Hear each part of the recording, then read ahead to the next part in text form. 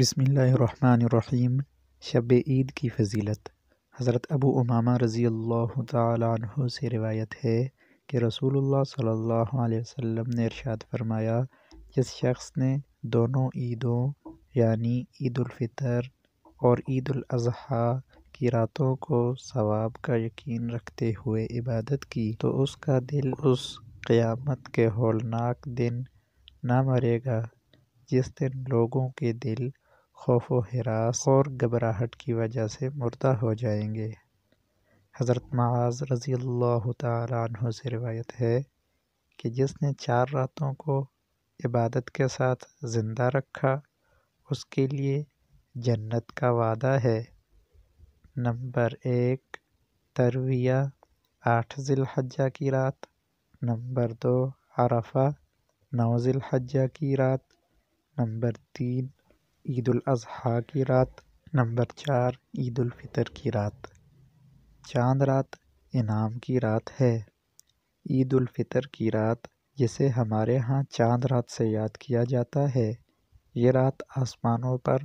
لیلۃ الجائزہ یعنی انعام کی رات سے موسوم ہوتی ہے، اس لیے کہ یہ رات اور اگلا دن یعنی عید کا دن، یہ دونوں اللہ تعالیٰ کے ہاں ان مسلمانوں کی مزدوری اور انعام ملنے کے اوقات ہیں جنہوں نے رمضان المبارک کی مبارک ساعتوں میں اللہ کی خوشنودی والے اعمال کیے۔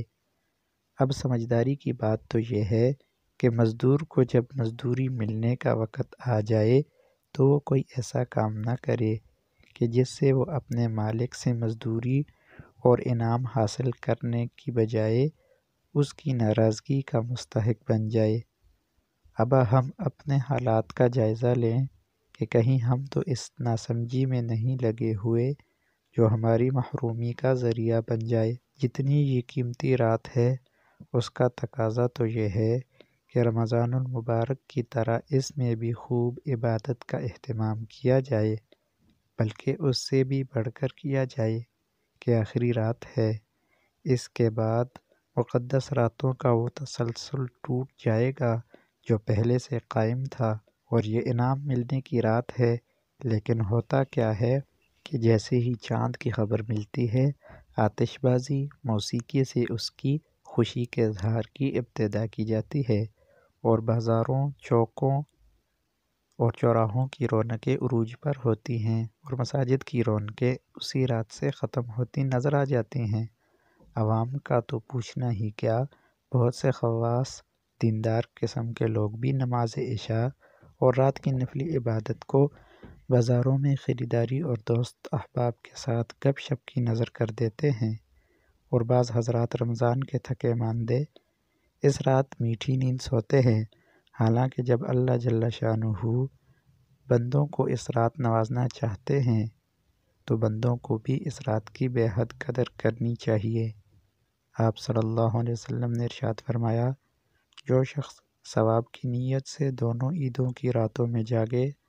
اور عبادت میں مشغول رہے، اس کا دل اس دن نہ مرے گا جس دن سب کے دل مر جائیں گے، یعنی فتنہ فساد کے وقت جب لوگوں کے قلوب پر مردنی چھاتی ہے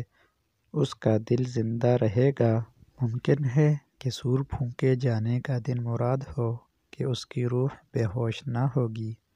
لہٰذا ہر مسلمان کو چاہیے کہ اس رات میں اللہ کی عبادت میں مشغول رہے، ذکر، تلاوت، تسبیحات اور استغفار کا اہتمام کرے، ہر قسم کے گناہوں سے بچنے کی کوشش کرے۔ اگر زیادہ عبادت کا موقع نہ ملے تو مغرب، عشاء اور فجر کی نماز اپنے وقت پر پڑھے اور درمیان میں کوئی گناہ نہ کرے۔ اللہ تعالی ہمیں ان سب باتوں پر عمل کرنے کی توفیق نصیب عطا فرمائے۔